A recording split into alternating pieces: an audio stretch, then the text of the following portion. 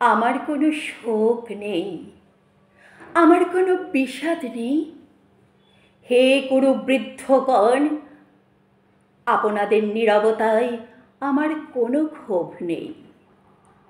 পিতামহ ভীষ্ম, ক্ষমা করবেন, আপনাকে প্রণতি জানাবার স্থিরতা আজ নেই। আর কর্ণ, তোমার জন্য ঘৃণাও বড় বেশি মনে হয়। আর হে আমার পঞ্চস্বামী, আর্যাবর্ত বিজয়ী বীর শ্রেষ্ঠ অর্জুন, শক্তিমান ভীম, নকুল, সহদেব আর আপনি ধর্মপুত্র, আপনারা আমার কৃতজ্ঞ অভিবাদন গ্রহণ করুন। আমি সর্বাজ্ঞা নই, যজ্ঞ হোমের অগ্নির থেকে আমার জন্ম, ধর্মাধর্মের ক্ষুরধারের পথ আমার অজানিত। আর্যপুত্র, আপনার বিচার তাই আমার পক্ষে ধৃষ্টতা। আপনার কোনো বিচরণ নেই, আপনার ধর্ম আপনাকে রক্ষা করেছে বিকার থেকে। কৃতজ্ঞতা জানান সেই ধর্মকে। ভীমসেন, তোমাকে আমি ভালোবাসা দিইনি কখনো, তাই তা ফিরেও চাইনি। শুধু তোমাকে আমার জিজ্ঞাসা ছিল ফাল্গুনী, উচ্চধারী মাৎস্যের ন্যায় ছায়ালীন চোখের থেকেও দুর্লক্ষ ছিল কি দুর্যোধনের বুক? বলো সত্য করে, প্রেম নয় শুধু পৌরুষের আস্ফালনই ছিল পাঞ্চালী বিজয়ের পটভূমি। কিন্তু মিথ্যা এ প্রশ্ন। আমি জানি তোমার কোনো উত্তর নেই, যেমন নেই তোমার ভালোবাসা। তোমার শুধু আশা আছে, কৈশোর থেকে তুমি জেনে এসেছো বীরভোগ্যা পৃথিবী আর রূপমুগ্ধা নারী। জেনেছ একদিন ধার্তরাষ্ট্রের হাত থেকে ছিনিয়ে নিতে হবে কৌরব উত্তরাধিকার। জেনে এসেছো যেখানে যা কিছু সর্বোত্তম, সেখানেই পৌঁছতে হবে তোমাকে।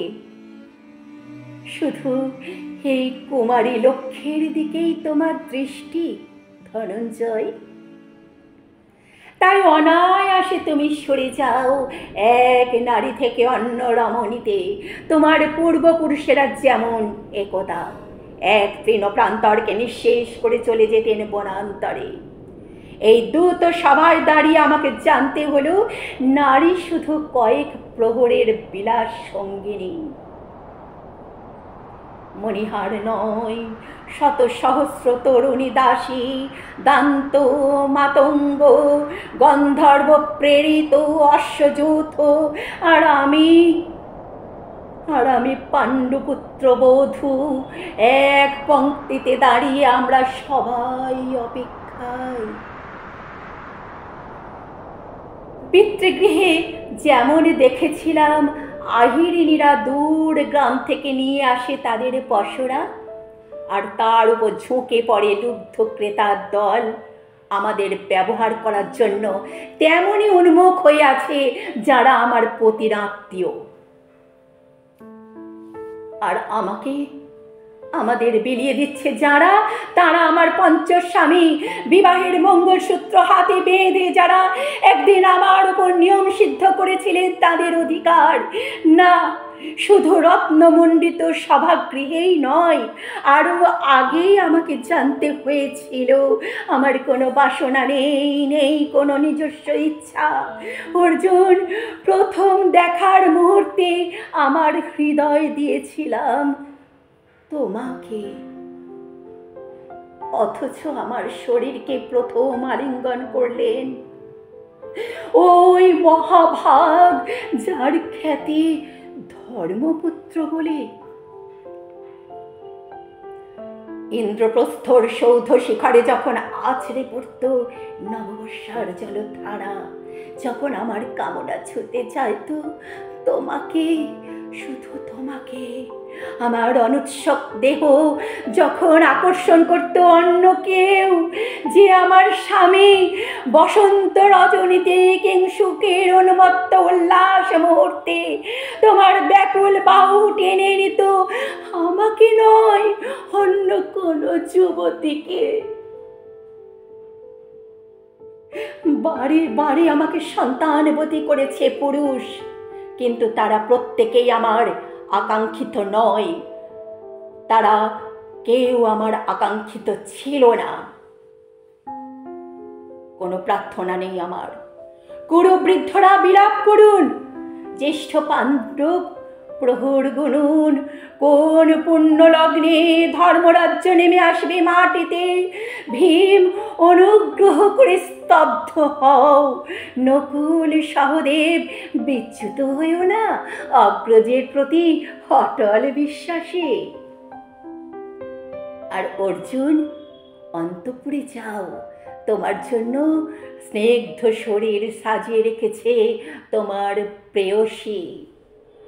শোক নয়, লজ্জা নয়, এই রাজগৃহে দাঁড়িয়ে আমি জানলাম প্রেম নয়, অধিকার নয়, নারী শুধু প্রয়োজনের, প্রিয়জনের নয়।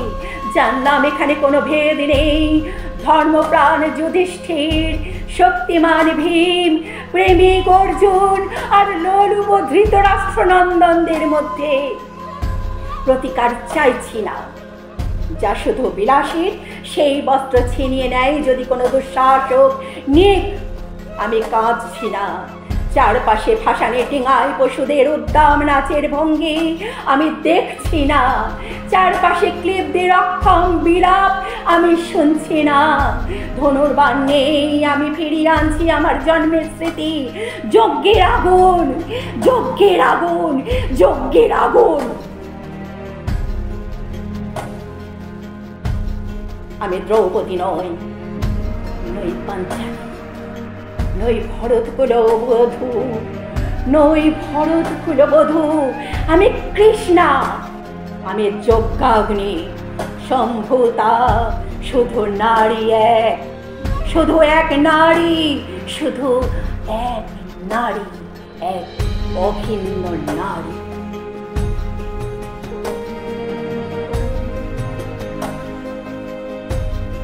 যুগ যুগ ধরে রাজশক্তির কাছে সমস্ত ধর্ম কিন্তু মাথা নিয়ে এসেছে। যেমন ছিল পুরাকালে রাজসভায় ঘটেছিল, ঠিক আজকেরই মতো এমন একটি ঘটনা। সেদিন মহারথীরা ছিলেন, অনেক ধার্মিক মানুষ ছিলেন, গুরুজনেরা ছিলেন, তারা স্তব্ধ ছিলেন, মাথা নিচু করে চোখ বন্ধ করেছিলেন। রাজশক্তির কাছে তাদের মাথা নত করতে হয়েছিল, যেমনটা হচ্ছে আজকে। ঠিক আজকেও শক্তির কাছে সত্য মাথা নত করছে।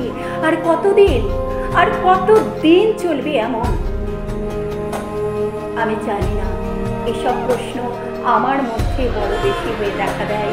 জানি না বন্ধুগণ, আপনাদেরও কি এমন প্রশ্ন আসে মনে? যাই হোক, আমি বেশি কথা বলবো না। কেমন লাগলো আমার উপস্থাপনা? যদি আমার এই কবিতা আপনাদের শুনতে ভালো লেগে থাকে, তাহলে দয়া করে আমার পাশে থাকবেন আর একটু কমেন্ট করবেন, কেমন লাগলো তা জানাবেন। আপনাদের মূল্যবান বক্তব্য আমাকে ভীষণভাবে অনুপ্রাণিত করে, উৎসাহিত করে আরও ভালো ভালো ভিডিও বানানোর জন্য। তো পাশে থাকবেন বন্ধুরা। আর হ্যাঁ, পাশে থাকা বেল আইকনটা একটু করে বাজিয়ে দেবেন, একটা সাবস্ক্রাইব করে দিয়ে আমার সঙ্গে থাকবেন, আমার সঙ্গে একসঙ্গে হাতে হাত মিলিয়ে চলবেন, এটাই আমার চাওয়া। আর কিছু নয় বন্ধু, আজকের মতো আসি। আমি বিচিত্রা দিদি সব সময় চেষ্টা করব সেরা জিনিসটা সেরা মুহূর্তে আপনাদের সামনে তুলে ধরতে। ভালো থাকুন।